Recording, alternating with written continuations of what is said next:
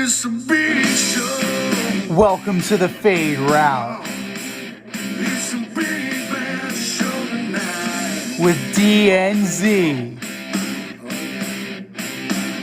Yeah, it's a big show. Here are your hosts, Cracking up, telling them lies. DNZ.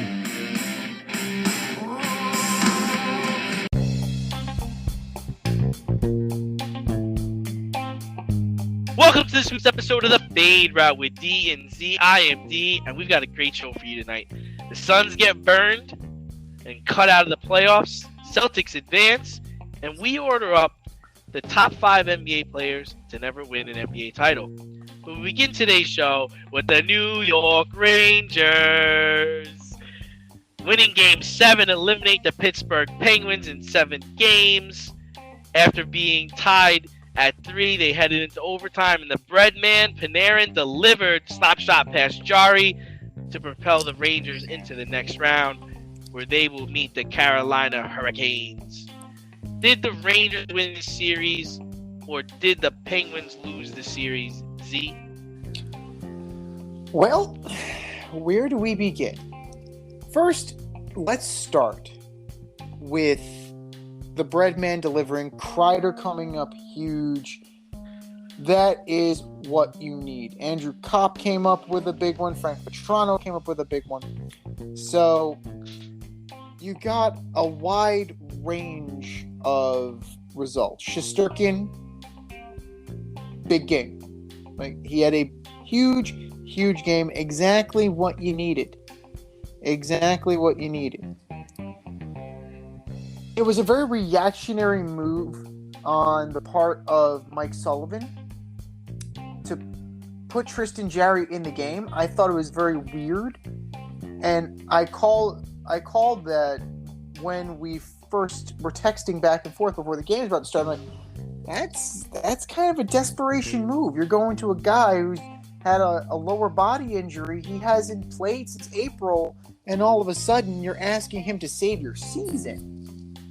Like, that's a little bit of a reaction, and frankly, like, that was a problem, in my opinion. But kudos to the Rangers. The Rangers came back in this series. The pace of play was not favoring them because of the ratcheted intensity and physicality of the Penguins. The Rangers like to get out in space. They like to move. And they finally got their chance in Game 7.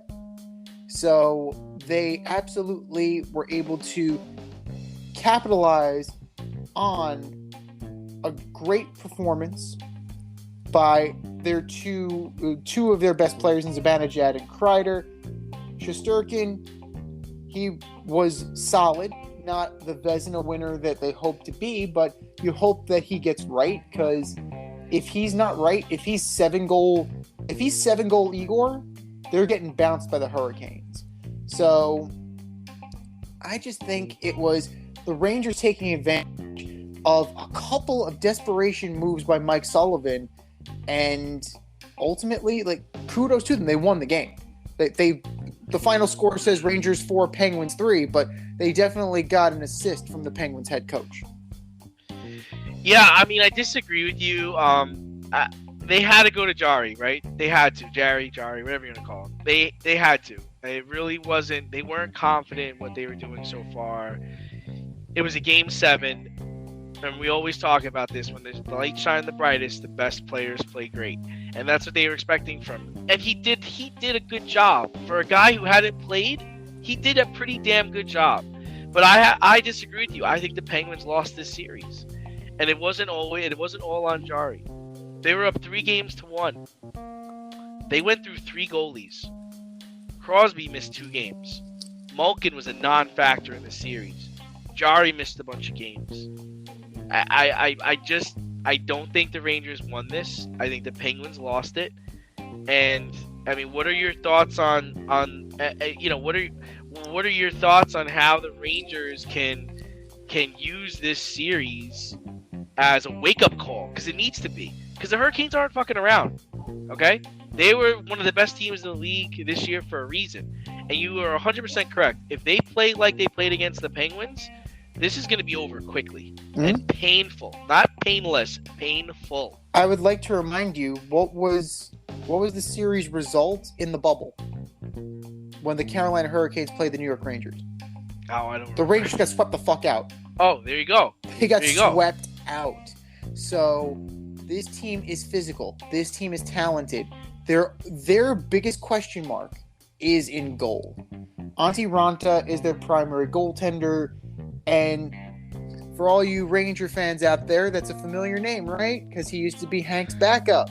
There's a huge ex-Ranger presence on this team. It's an ex-Ranger presence throughout the whole league. McDonough. But no, the concentration in Carolina, you have Tony DeAngelo, you have Brady Shea, you have Derek Stepan, I think, signed there in the offseason, Jesper Fast. You have the the heart and soul of the previous Ranger teams all in Carolina. It's very strange. But Brind'Amour, the way they play, they're tough, they're physical, they're skilled, they're disciplined. That is going to give the Rangers fits because they're not going to be able to get out in space. They're not going to be able to get out in open ice. And it's like playing the old Devils teams. They need to be able to get in there and they need to be able to out physical them. This is where guys like Reeves, this is where Barclay Goodrow, if he didn't have a broken fucking foot, this is where he would hang his hat. So Lafreniere's got to step up. Hedel has to step up. Kakko has to step up. If they are making any serious kind of run here, everybody's got to be firing on all cylinders. Yeah, I mean, I think it was so important that Kreider got them going, 2 nights ago. Like, that was the most important thing, was that he got them going. He had to be the one. He had to be the catalyst. And I really think in this series, it's Kreider needs to be a leader and Zibanejad needs to be a leader. That guy disappeared, too, for the last 3 games, and he showed up in Game 7 also. Like, their stars need to shine brighter than the Hurricane stars. But what do you think about all this nonsense with that the Hurricanes are trying to keep Ranger fans from purchasing tickets in Carolina? Did you hear about that? I heard about that. It's a little bit of gamesmanship. I don't really see, it's really not going to matter at the end of the day. The problem is the Ranger fans travel well to Carolina, and there are also a lot of people from New York live in Carolina too. Yeah, totally. So you know what? Like, I understand the gamesmanship of it, but at the same time, you're not going to stop people because it's by area code, right? They're doing it by zip code and by area code. Yeah, you can't buy tickets if you don't have a South Carolina, North Carolina, or for some reason Southern Virginia credit card, zip code. I mean. Yeah. So at the that's going to be. Like, but my whole thing is this: how much bullshit is it that when you build these new arenas and these new stadiums, you talk about how you're going to bring in all this tourism, you're going to bring in all this out-of-state money, and then a game like this happens, and then all of a sudden you pull the plug on that? How much trash is that? I don't. Yeah. What a two-way, what a one-way street that is, huh? It's a little ridiculous because we're talking about a hockey arena, like we just had there's a little bit of a breaking story with Arizona, how the Coyotes aren't going to be allowed to use their logo on the Arizona State campus. Oh my gosh. So it's just like, it's the most, basketball arenas and hockey arenas are the most cookie cutter of the bunch because they're indoor, they're circular. It's like, that's not an attraction, The Chase Center in San Francisco is an attraction because of Tyler Florence's steakhouse and the Warriors. Like the play is what the attraction is. The building for a hockey arena and a basketball arena, that's not the attraction. Avoid messy accidents. Get better stopping power with your brake pads. Callahan brake pads. You never know when you'll be driving in the road and there will be a truck tire that you need to avoid and save your family. Callahan Auto. We really care about what's under your hood.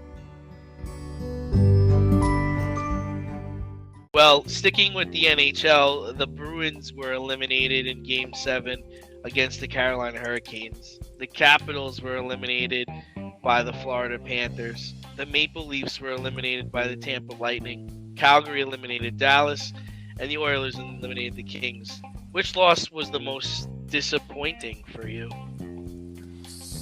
Well, I mean, you can eliminate Dallas right off the jump, right? Because I mean, Calgary's the number one team. Frankly, they should have won.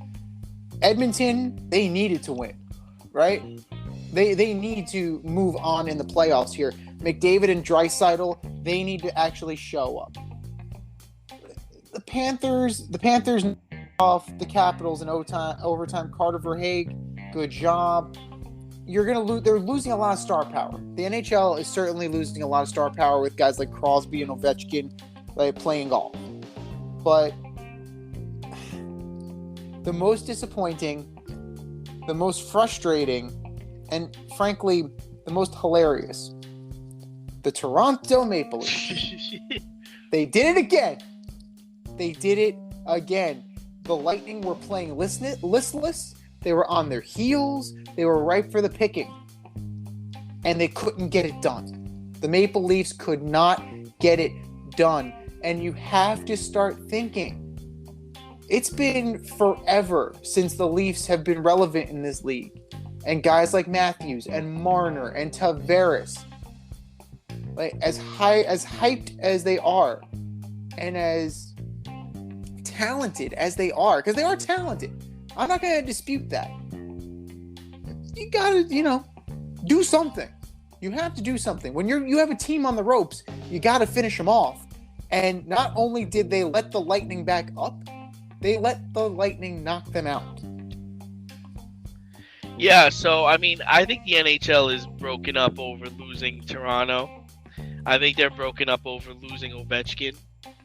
And I think they're broken up over losing the Bruins. It's like you talked about. They lost a lot of star power.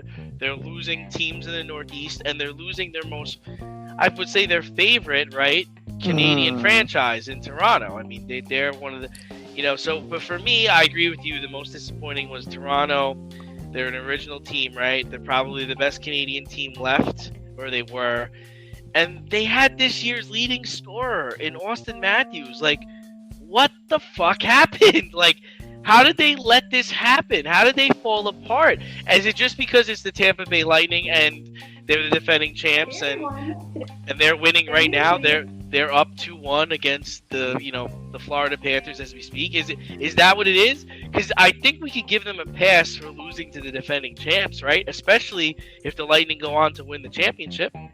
I mean, I don't think you can give them a pass. I really don't think You're not so. giving out passes today, huh? No. You don't get a fucking pass from me. I'm sorry. Like, if you're as good as the league, right, as Barry Melrose, as EJ Radick, as all of these guys claim you are. Well, hold on. Barry Melrose was going with the Lightning.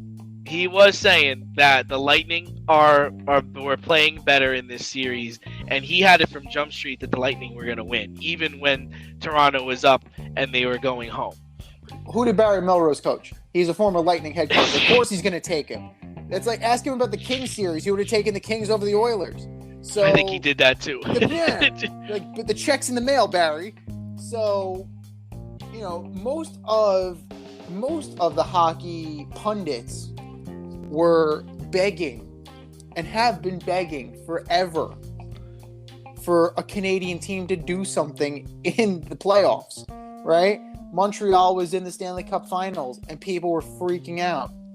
That time Calgary got into the finals. That time Edmonton got into the finals.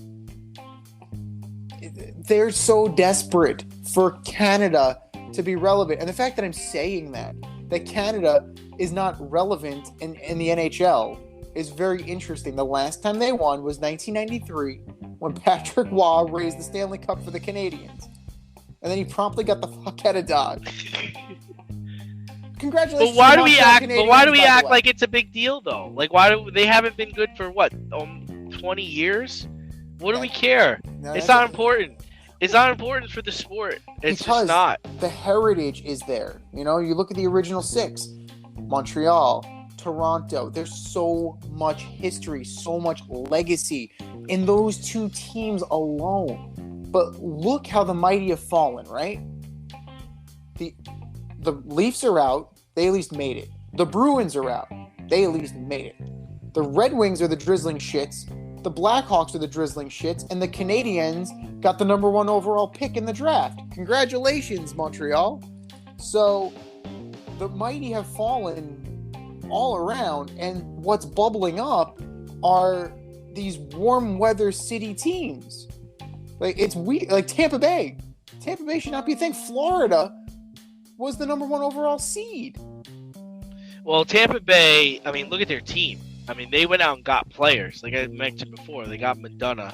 They have, one of the best goalies in the league. Like they went out and got players. Like Vasilevsky is a good goalie. You're absolutely right about that. And Kucherov, right? And Stamkos. Like these guys are big names. Like they're not just they're not run of the mill. These are big time players. But what happened? The other question I had for you is what happened to the Capitals? How'd they lose to the Panthers? I know you're big on the Florida Panthers, but come on, they're not better than the line with Ovechkin, Holtby, and Backstrom. I'm sorry, Oshie and Backstrom. That's one line. That is one line. If you look at the Florida Panthers roster, they're up and down so much better. They're so deep. And that's the thing. They were so deep in goal scoring that they were able to trade Frank Vatrano to the Rangers. Frank Vatrano was a healthy scratch for the Florida Panthers, right? You had Giroux, you had Thornton, you had Jonathan Huberdeau, you had Alexander Barkov, their goalie. You have Sergei Bobrovsky, Officer Bob. He's really good. Carter Verhaeghe, Anthony Duclair. Remember him, Ranger fans? Spencer Knight was in goal for a little while. You have Radko Gudas, Sam Reinhart. You have talent, deep talent on this team. And this is really, this team is primed to make a run if it can keep its head above water. So, the Capitals, they definitely are talented. Alexander Ovechkin is long in the tooth. TJ Oshie is there. You still have Carlson. Backstrom is a great player. Nicholas Backstrom. He's a great player. He's not a good player. He's a great player. Like they have great players. Their line, to me, is almost as good as Malkin, Crosby, and Letang. Like those guys, watch out. All right, this is their killer group. That's fine, but when you can run 3-4 lines out there compared to the one. I guess so. Yeah, depth is always going to matter in the NHL, and depth. Listen, they were up 1-0 in the series, they were up 2-1 in the series, and then they got slapped 3 straight games.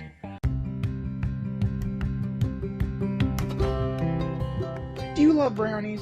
Of course you love brownies. But you know what's better than a brownie? A delicious, handcrafted, gourmet brownie delivered right to your doorstep.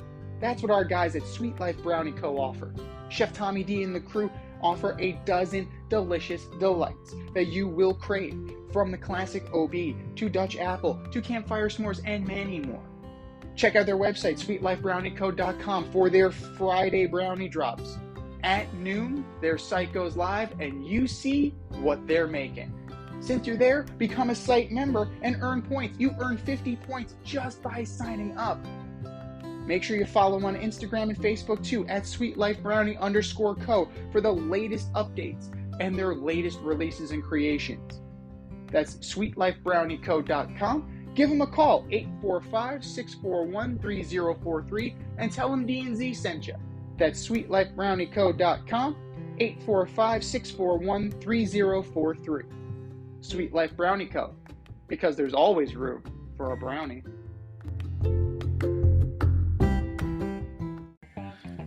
They absolutely did. And speaking of getting slapped, the Milwaukee Bucks got slapped around by the Boston Celtics in Game 7, 109-81. That's right. We don't have a number 1 seed in the Eastern Conference. Now, let's look bad on us, because we once talked about how the Celtics need to blow this shit up.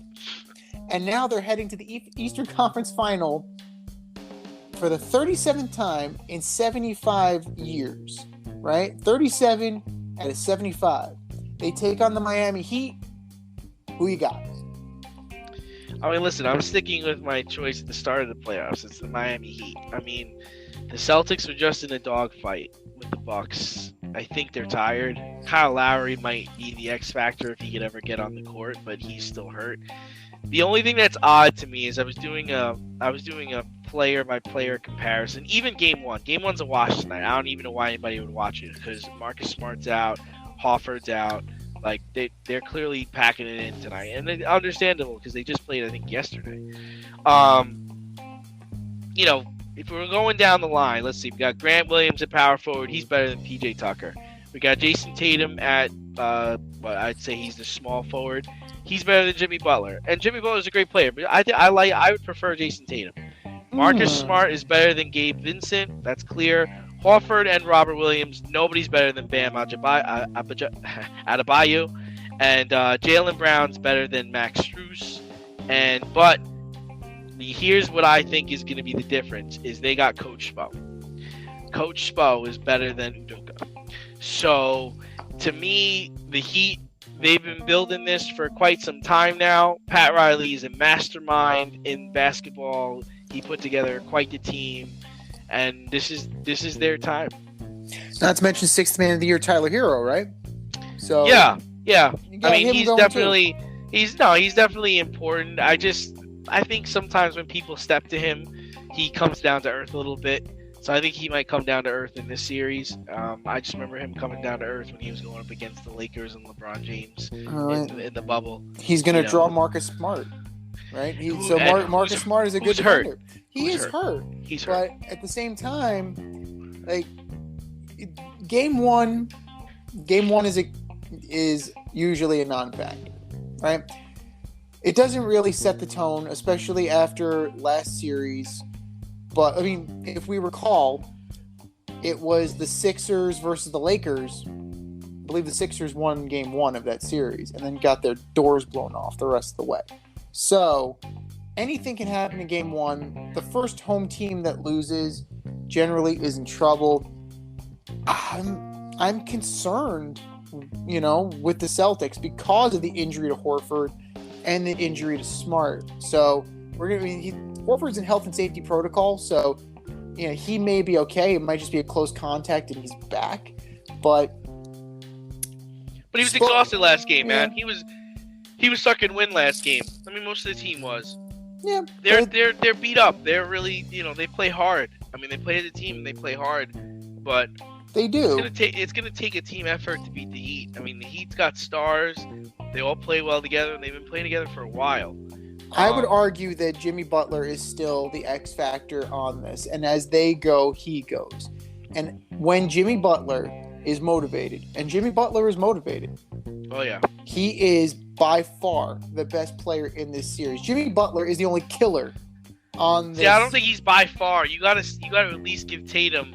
You gotta say Tatum's either right there or right below him. You can't. I mean, for me, I prefer Tatum because I prefer his height and I prefer his build. But I love Jimmy Butler. I still think Jimmy's great, but he has the intangible of will. You can't say he's clear and far above everybody else. Absolutely, I can, because I just saw him single-handedly take this team when they were nothing, right? And he willed them to a finals. So if he's able to, along with Coach Spo, he's an extension of Coach Spo. Even though they try to fight each other every once in a while. They do, but at the same time, it's competitive juices. This happens all the time. It's not the instance where he's bitching because he doesn't get minutes, or he's bitching because he didn't get the contract he wanted, or he's bitching because of this. He's not James Harden. Like Jimmy Butler, that guy. Jimmy Butler wants to win, right? And I can respect that, and I'm sure Coach Spo can respect that, because at the end of the day, Coach Spo's trying to win too. So I think that Miami can and will win this series. It's not going to be, it's not going to be pretty. It's not going to be very long either. I would probably say, if Marcus Smart is out for an extended period of time, possibly Miami in 5. But you gotta see how things go, because Miami plays defense, right? Kyle Lowry, same thing. If Kyle Lowry's out for an extended period of time, that can definitely extend this a little bit longer. But I think that I see more promise, and I still see more promise in the Heat roster compared to the Celtics roster. Yeah, I think it would behoove them to just let Lowry rest. There's no point in bringing him back, sitting him down. Like, he just really just needs to take, like, 2 weeks off. Like, just bring him back for the finals and give him a shot in, like, you know, game 2 or game 3. And then if it doesn't work there, let him go. I think he would be the X factor in this series. If he can come out and play, that would definitely put the Heat over the top.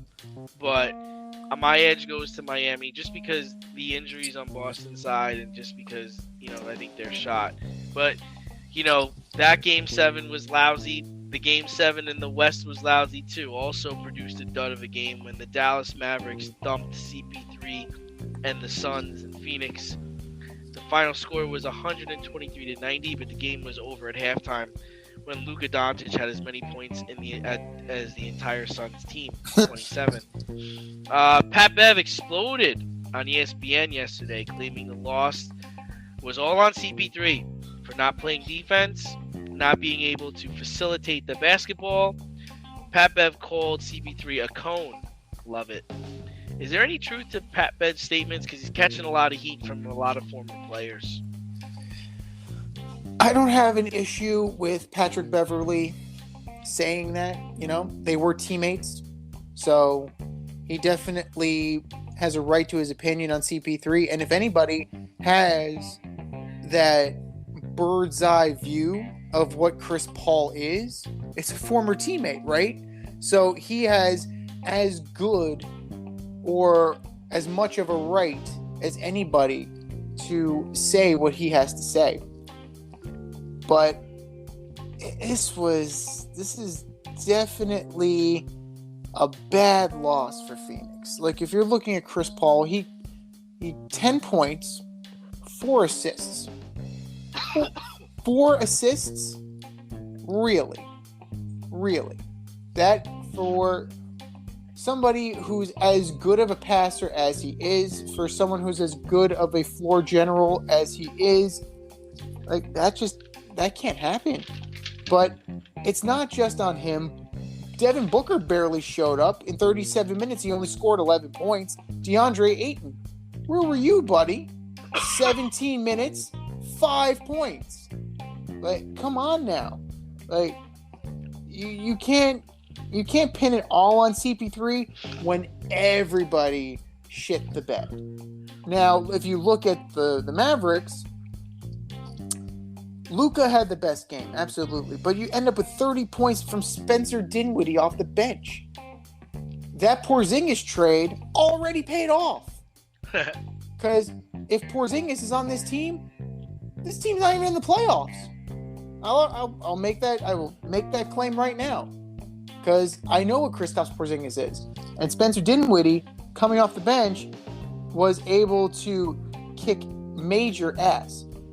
It was a 3-man show for Dallas. Because you had Jalen Brunson at 24, Doncic at 35, and then you had Spencer Dinwiddie for 30. You know, that's it. That's it. Everybody else was in single digits. This was a game that needed to be had. And the Phoenix Suns as a whole, starting with head coach of the year, Monty Williams, you laid an egg. You laid a huge egg. Yeah, but here's the problem I have with your comments is that we talked about over the summer and we talked about last year. The reason why Phoenix got to the finals last year was because of Chris Paul. The reason why Phoenix was so good this year was because of Chris Paul. So why is it when they lose, they don't lose because it was Chris Paul's fault? If you're responsible for the wins, you also have to be responsible for the losses. I just want to pull this up here. They were minus 39. Minus 39 with CP3 on the court. In the last 4 games, he averaged 8 points. In Game 5, he had 7 points. In Game 6, he had 13 points in 36 minutes. He fouled out in Game 4, loss, with 5 points in 23 minutes. I'm sorry, Z. the series because of him, because of his inability to pass the basketball, to score the basketball, and to facilitate. That is the issue. If Chris Paul is going to be your primary point scorer, you're going to lose. They need him to facilitate the ball. But that was their recipe for winning. Like he took a team that only won like 18 or 19 games, and then he went to their team and they got to the NBA Finals. This year, he came back because he knew he was the X factor in the team. He was the reason why they won all the games they won. When Devin Booker was out, they were still able to win games. He got Devin Booker the ball. He got DeAndre Ayton the ball. He made Mikal Bridges a good player. But when he doesn't play well, they don't play well. So yeah, it falls. I'm sorry. The Suns' organization decided that they were gonna put their whole franchise and everybody's careers on the back of, I'm sorry, I'm gonna say it because no one else is gonna say it, an average fucking point guard. He's an average player. I'm not gonna take the road that everybody else likes to take. That, oh, he's a Hall of Famer. Oh, he's so great. He's so good. Yeah, he has good games. He has bad. Is he John Stockton? No. Is he Jason Kidd? No. He's a good point guard. That's it. He's good. And when he plays like shit, the team plays like shit. And then there's nothing else to it. And I'm gonna back Pat Bev up. I don't. Who's it? Matt Barnes came on ESPN saying that, oh well, Chris Paul, he's a Hall of Fame player. And he's a superstar. And listen, I was a role player, and Pat Bev's a role player. Shut the fuck up with that. I don't want to hear that. Just because you're deeming Chris Paul a superstar, that doesn't make it valid for him to. He didn't come to play like a superstar in the series. He played like trash. Props to Pat Bev for putting it out there that he played like trash, because he did. I don't want to see him limping off the court at the end of the game. I don't want to hear about injuries. I don't want to hear about any of that. Own up to it. And you know what? I think they peaked last year because you're getting ousted by Dallas Mavericks, who I'm pretty sure you blew a 2-0 lead to. You're not going to be able to come back and replicate that. Chris Paul's going to be a year older. They better find his replacement in the offseason. Better not bring him back. Well, sorry, I get fired up with Chris Paul. Yeah, well, he's the J.J. Watt of basketball for you. So I understand we may talk about another J.J. later, but another guy that turns your stomach. But I mean, it's a flawed team construction. Yeah, you have three guys, so Ayton, Booker, and Paul, and everybody else is interchangeable. Now, to me. Yeah, Chris Paul, his role is primarily to be the facilitator on this team. But if you look at this, they were not getting shots. Like, I find this very interesting. If you look at the stats, Devin Booker had the most field goal attempts at 14. 14 shots, 14 field goal attempts. So, you do have to give Dallas a little bit of credit here. You definitely, they came and took it. So I think that while it is valid and you're entitled to your opinion about Chris Paul as a superstar player, but we're kind of burying the lead here. And, Dallas took this series. And now we don't have any number ones left. So what can Dallas do? Because Phoenix, we don't need to talk about them. They're yesterday's news. They're not around anymore. So, how far can this Mavericks team go? Like, all the way?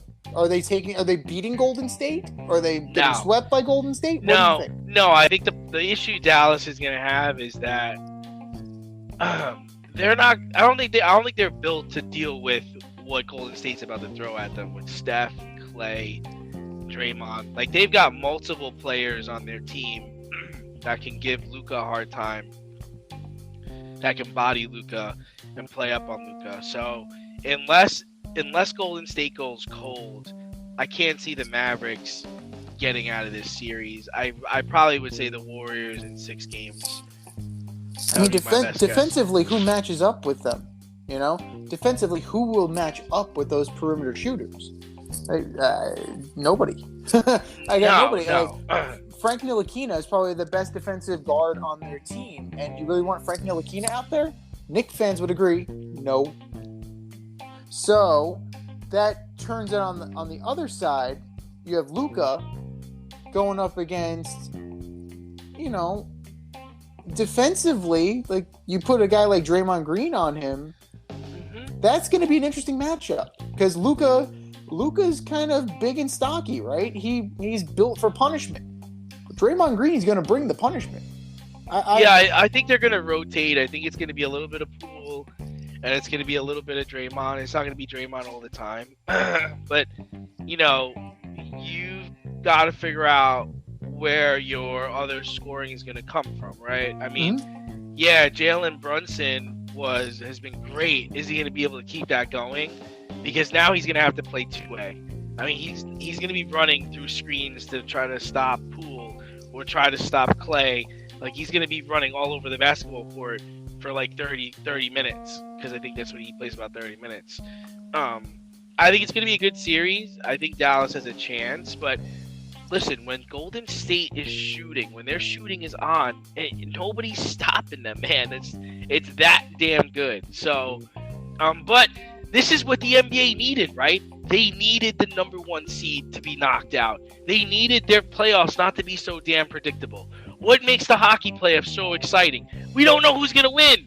We have no idea who's going to win. On any given night, anybody can win. And up until this last game with the Mavericks, like, if you would have took a poll before the game, I know, like, Kenny and Shaq and Barkley, they all took the Mavericks, but most of America thought Phoenix was going to blow them out because they had blown them out at home. But no, you had Dallas come in there and put the stick to them right from Jump Street, where, let me get this right, in the Suns only scored 10 points in the second quarter. Dallas scored 30. I mean, that's what I'm talking about. Like, this is what the NBA needed. It sucks for Phoenix because I think they're the fifth largest city in America.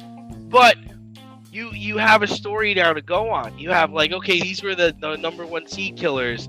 We got Luka Doncic, who's an emerging superstar, and we have them going up against a top 5 player in the NBA in Steph Curry, and the Warriors trying to reclaim their glory.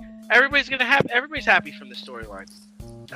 Now, if Luka wins, if he takes the Mavericks to the finals, you would have to put the Luka versus Trae Young argument to bed. No, I don't think so. I think the Hawks should still be happy with Trae Young. I don't think you look at this and say, man, we should have took Luka. I think you look at it as, we got our guy. It's not like we got Kwame Brown. Like, we got our guy. Like, our guy's gonna get us there. Because let's be real, Atlanta was a disappointment this year, but they're going to be back. They have a lot of talent on their team. They're very good.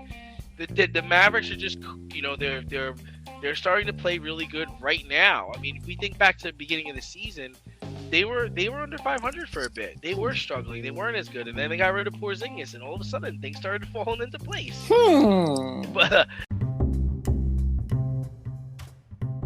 is your hair thinning or is your hairline receding? Scalp micropigmentation will fill in the areas where your hair is missing by creating a short buzz cut look. Micropigmentation is a non-invasive procedure that will create the illusion of hair follicles for 7 to 10 years. For people with alopecia, this could be a permanent fix. For people with scars on their scalp, this is a great way to camouflage a scar. Don't lose confidence or feel like you need to wear a hat wherever you go. Marquez Studio is located in the Bronx and is open for all your scalp micropigmentation needs. Consultations are free and appointments can be made any day of the week. Get your hairline back with scalp micropigmentation. The techs at Marquez Studio have over 30 years of hair cutting experience and can assist you with all of your questions. Call to schedule a consultation today, 646-221-8728. You can also visit them on Instagram at Bronx Marquez to see their gallery and view all their satisfied customers. Again, that is Marquez Studio, located in the Bronx, New York, 646-221-8728. But one thing that's not falling into place is things are not falling into place for the Cincinnati Reds. They made news over the weekend for losing a game in which the Reds pitching staff pitched a no-hitter. That's right. The Reds pitching staff pitched a no-hitter and lost the game. The lone run was scored after 3 walks and a fielder's choice in the 8th inning. You talk about a lost season. Man, so what are your thoughts of the Cincinnati Reds and their no-hitter? Should it be celebrated, laughed at, or just cried at? Well, things are falling into place for Cincinnati. Last place. But this is atrocious. This is the oldest team in baseball, right? This is the team. If you're looking at the history of the game, it's them and then it's everybody else. And for them to fall as far as they've fallen in just a year. Look at the team they had last year, right? And now look at the team they had this year. Who's missing? Guys like Castellanos, right? Sonny Gray. They went for it. And now they're deciding to cheapen out. And you're fielding a team. And listen to this is the lineup, right? Here's the lineup from that no-hit performance. Matt Reynolds, Brandon Drury, Tommy Pham, Mike Moustakas. Okay, we finally got somebody good. Mike Moustakas. Albert Almora Jr., right? Tyler Naquin. You have Garcia the catcher, Lopez the second baseman, and Colin Moran at first. That's not a major league lineup. And they were going up against the fucking Pirates. There's 50 feet of crap, and then there's us. They were going against the Pirates. It's an unfair game, gentlemen. There's the haves, there's the have-nots, and this was the two have-not franchises right now. And they both reside in the National League Central. And, you know, you feel bad for a kid like Hunter Green, right? Consensus #1 prospect. You know, pitched his ass off, too. Granted, now he's 1-4 with an ERA over 6. But in that game, he was humming. He was dealing. And this is just a sign of... This is the 50 feet of crap, right? This is exactly what Brad Pitt was talking about. And around opening day, you had the owner or one of the principal owners and president saying that if Red fans don't like it, we'll just move the team. Like, what the hell is going on in Cincinnati? Did he just say he's going to move the team? What? These guys are furniture movers? It's game one. It's game 1 of the first week. Exactly. So it's like they made a team bad enough to relocate to Miami. The problem is the Marlins are there. So I don't know what's going on in Cincinnati, but this is how the mighty have fallen in just a year. So if I'm Luis Castillo, I'm like, get me the fuck out of here. Like, no, this is horrible.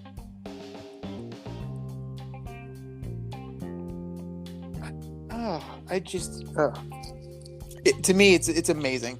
It's just absolutely gobsmacking. We might see them. We might see them lose 140 games. It's definitely a possibility. I mean, they're all. If you can't win a game where you give up no hits, all is lost. It's got to be. I mean, I'm sure the owners are counting their profits right now because they're not paying anybody, and they're going to deal anybody who's making any money. But the Reds is so good. He just put them up 3-1. Oh my God, is just so good. Like the Reds are 10-26, right? They've scored 146 runs. They've allowed 210. So they have a negative 6. But the Pirates are worse. They have a negative 65 run differential. So this is terrible. These are 2 storied franchises, and it's amazing. It's amazing. Right, I know. I mean, we had no expectations for a team like the Nationals, right? We had no expectations for a team like the Marlins. The Marlins are only 3 games under 500. The Oakland A's have a better record than the Cincinnati Reds. I can't name 4 Oakland A's. I can't name 4. I'm trying. I can't. Like, these... It's just so bad. So bad.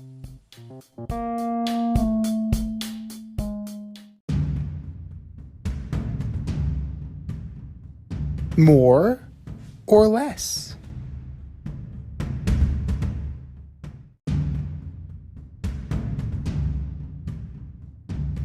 All right, boys and girls. Here's how it goes. We have a statement, and it's either more or less likely that it's going to happen. More or less, number one, James Harden will sign a max deal with the Philadelphia 76ers in the offseason. No, man, I got to go less likely on this. As much as even I agree with my boy Pat Bev, I just don't think anyone's going to be paying him that money for a player who quit on his team and for the way he played, the last couple of games in Philly. I think he goes back to Philly, but it's not going to be on a Supermax deal. He quit on his team not once, not twice, but thrice.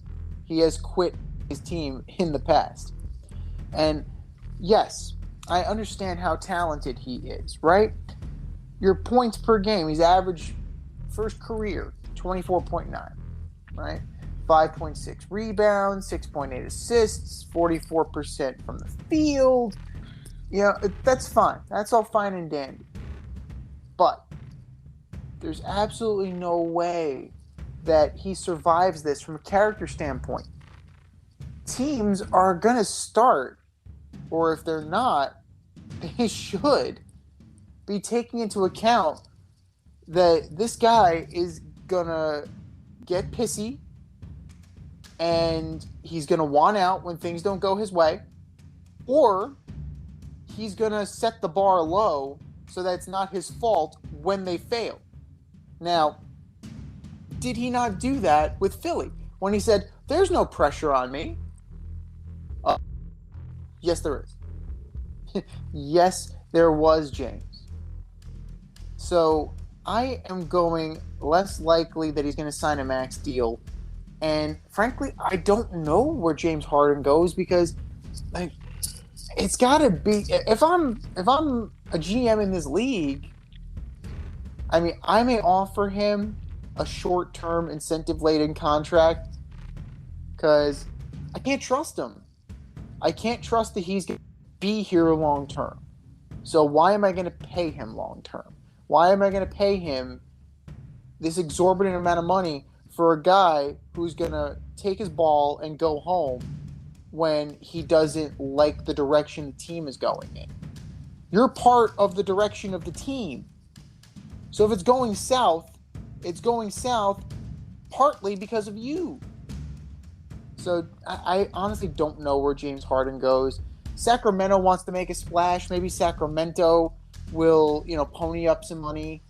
But I really don't see a great fit anywhere. And I don't know. I mean, Philly will bring him back just to justify the trade. But, I mean, you can't – if you're a Sixers fan – you can't like what you saw last year. You just can't. Speaking of the Sixers, more or less number two, the Sixers didn't fire Doc Rivers because they plan on trading him to the Lakers. Oh, jeez. I mean, why do people continue to believe this man has value? I mean, in his 20-year coaching career, he has just as many championships as Frank Vogel and Mike Budenholzer. This is a less likely. Easy. I think they've hitched their wagon to Doc Rivers. I don't know what... I mean, who were you trading from the Lakers, right? For number one. What do you have? Right. Russell Westbrook? You're going to trade Westbrook to the Sixers? Is that what's going to happen? Are you going to trade LeBron to the Sixers? What value do you have on your roster?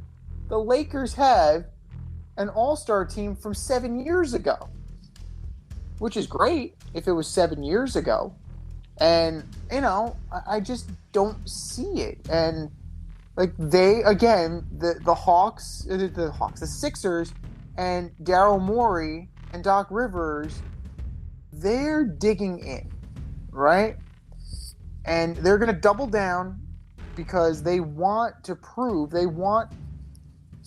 validate the trade that they made with the Brooklyn Nets. And it is not a good idea. Because if you look at Doc Rivers' coaching record, yeah, it's fantastic, right? You're looking at 1,043 wins, 735 losses. Regular season, good coach.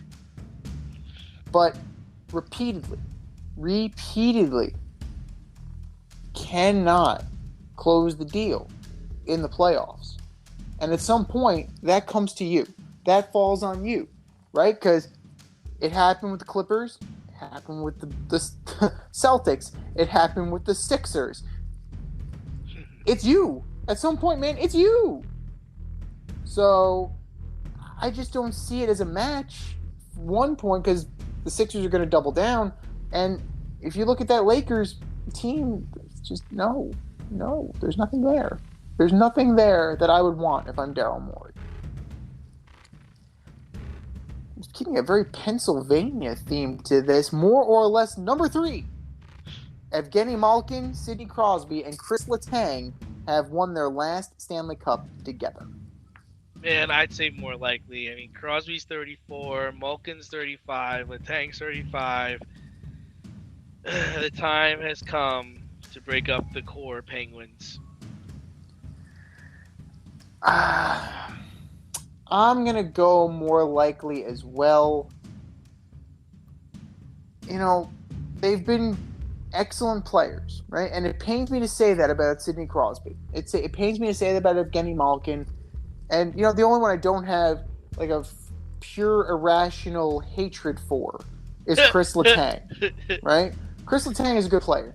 Like, I don't have this irrational, foaming at the mouth hatred like I have for those two guys. But if you look at the next gen of Penguins, you gotta like what you see. So a couple of tweaks, it's possible. Is it likely? No. But if you look at guys like Dumoulin, he was hurt, but Dumoulin is a fantastic defenseman. Look at a guy like Brian Rust, Jake Gensel. You have pieces. And Jason Zucker, another really good player. Evan Rodriguez played well. If they were to add a little bit more, right, and spread out Crosby, instead of being the number 1, maybe he's the number 2 or number 3 center. Malkin, maybe you bring in a center, or you bring in a winger that complements him better. And you know, Malkin's a big guy, right? 6'3", 195. He plays a big game. He's a bruiser. So then maybe you make these guys the complementary pieces to where the young guys can eventually take the reins. And if they ever fix what's going on in goal, they might be able to sneak one more. They absolutely could. But with them as the support players, like the Mark Recchi that was there, like the Bill Guerin that was there, those veteran pieces at the end of the career who are there to kind of steady the ship and make the depth, you know, plausible, and make the depth dangerous. And that's really what you need in a Stanley Cup playoffs. So, I mean, it's possible. It's definitely possible, but the way things are going in Pittsburgh, very less likely. Very less likely.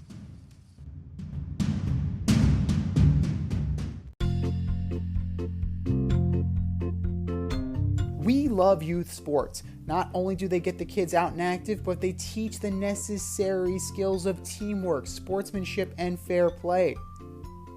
One organization that we are proud to partner with is Ossining AYSO Soccer. Their mission is to develop and deliver quality, player-centered youth soccer programs that promote a fun, fair, family environment where everyone is welcome and everyone plays. If you have a child between the ages of 4 and 18, registration for the Fall 2022, Spring 2023 season opens April 27th with an early bird special. Sign up before June 15th for only $175 per child. For more information, to sign up, or to volunteer as a coach or referee, go to ayso201.org today. The more volunteers, the more children can enjoy the youth soccer experience with Ossining AYSO. That's ayso201.org. More soccer for more kids. ayso201.org. Visa and MasterCard payments only.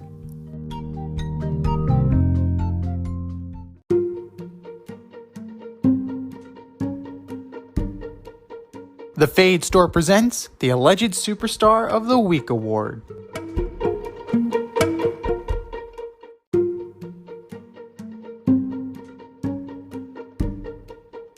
All right, boys and girls, it is time for the Alleged Superstar of the Week. You know how it goes. We put up a poll on our Twitter account at FadeRouteDNZ, and you vote, and you vote, and you vote, and you vote.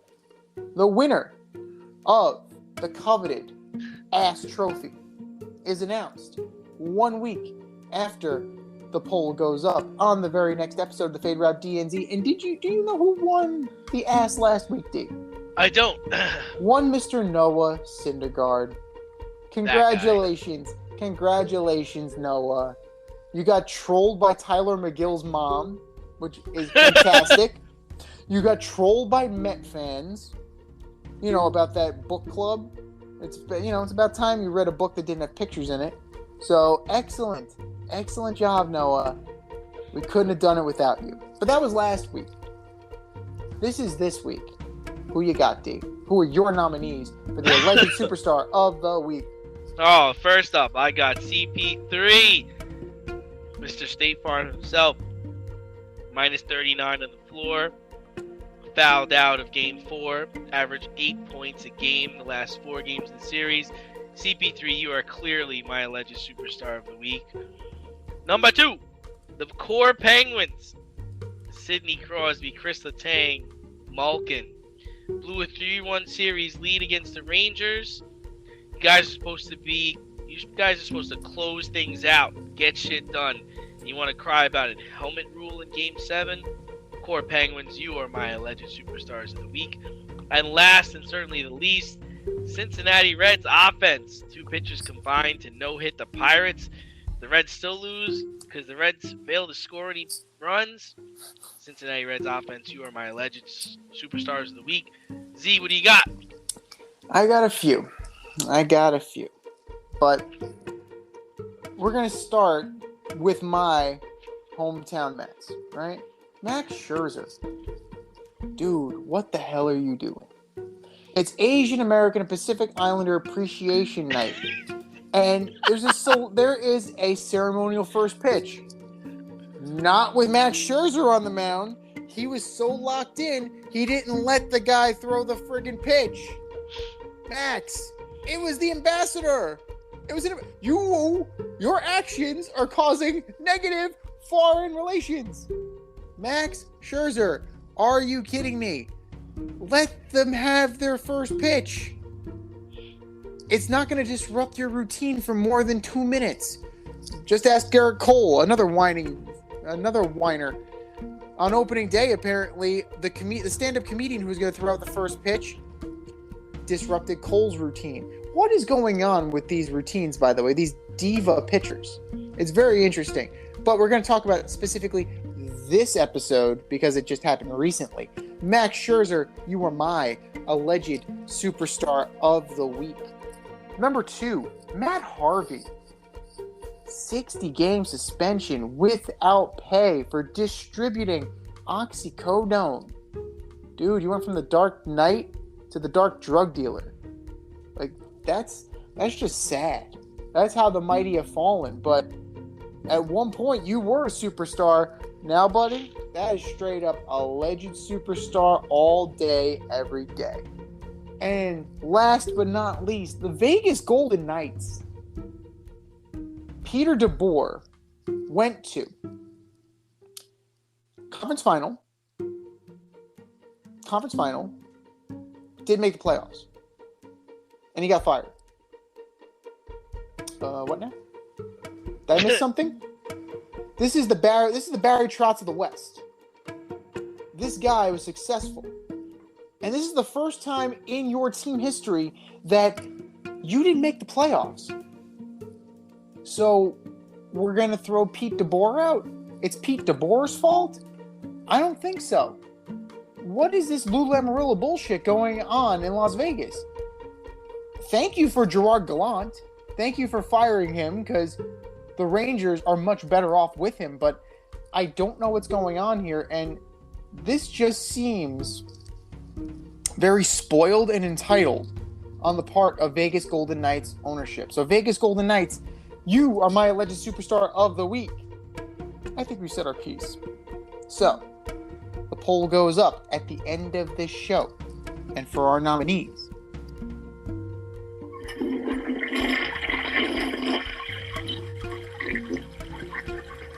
just do better, boys. Just do better.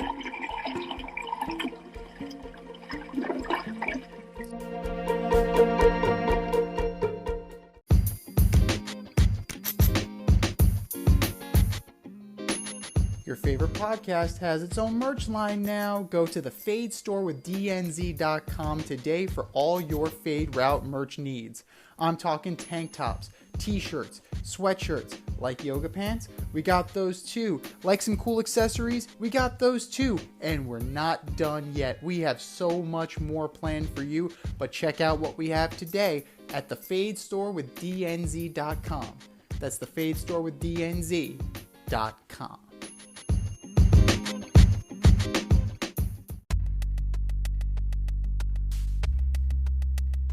Order up!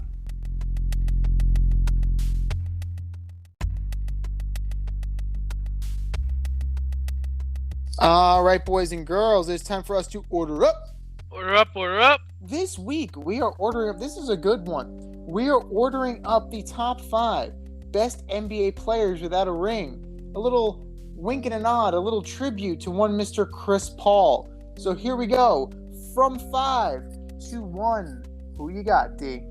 All right, number 5. You know, he was just one of my favorites growing up, but it was Vince Carter, most talented dunker in our generation. He could do it all.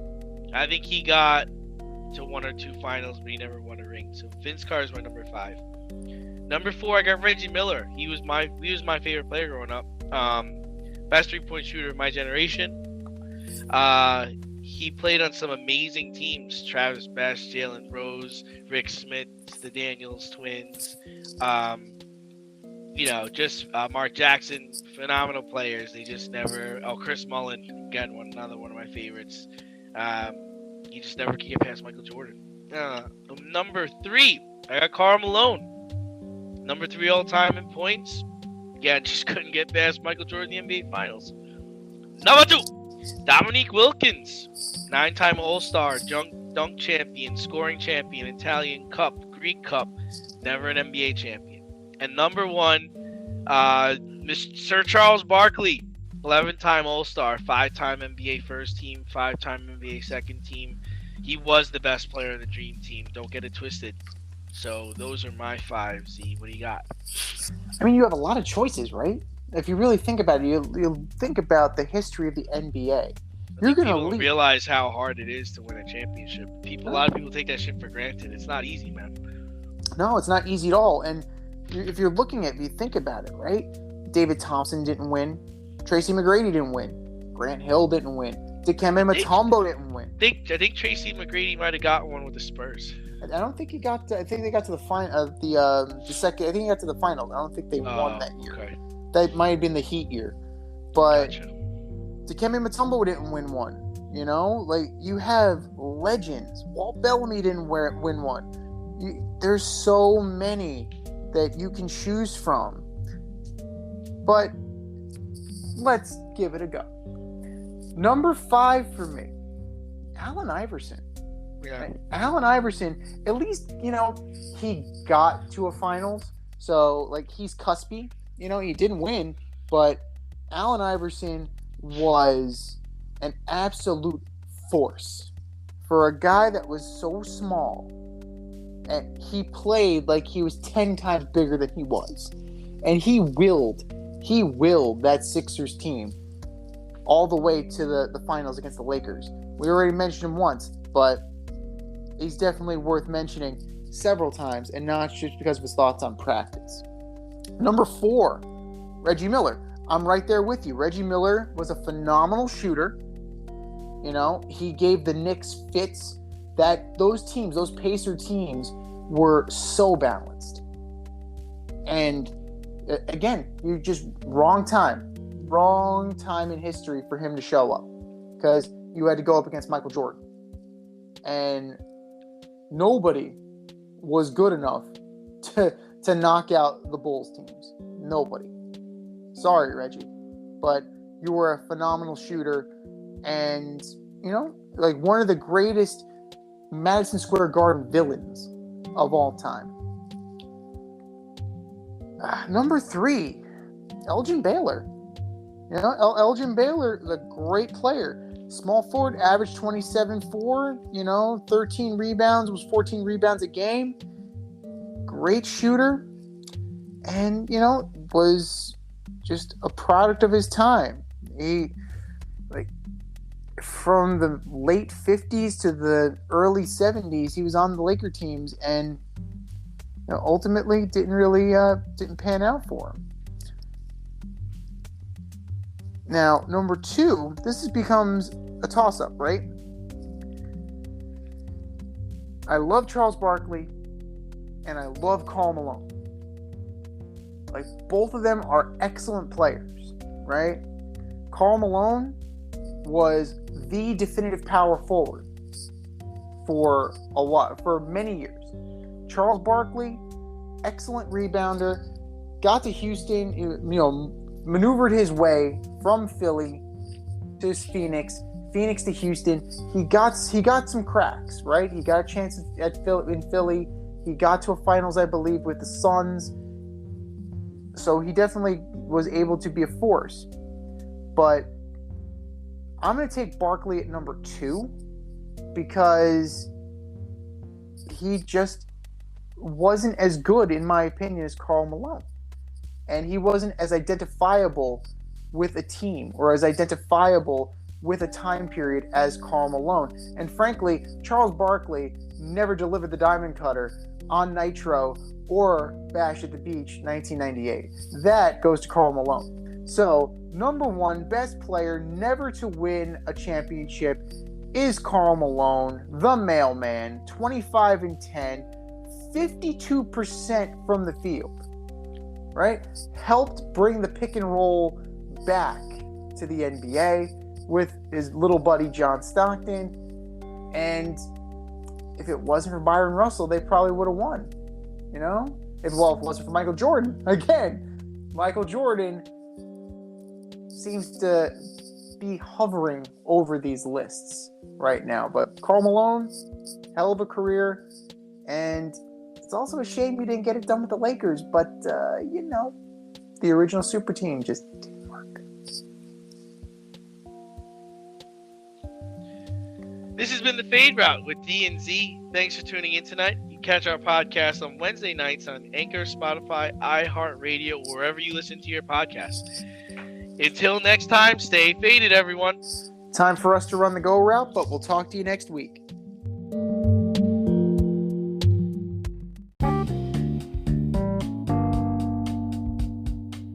Want to get on the action, we want to hear from you. Hit us up, faderoutemail@gmail.com. Slide in our DMs on IG @FadeRoutePodcast. Drop us a DM on Twitter @FadeRouteDNZ. Comment on our YouTube channel, The Fade Route with DNZ. Questions, comments, picks, segment suggestions, you name it, we want to hear from you. Get at us, in crowd. Thanks for listening to this episode of our podcast. If you like what you heard and want to hear more, be sure to like and subscribe on your favorite podcast platform. Rate us 5 stars, leave us a review, turn on subscription notifications, and tell your friends. Spread the word, spread it wide.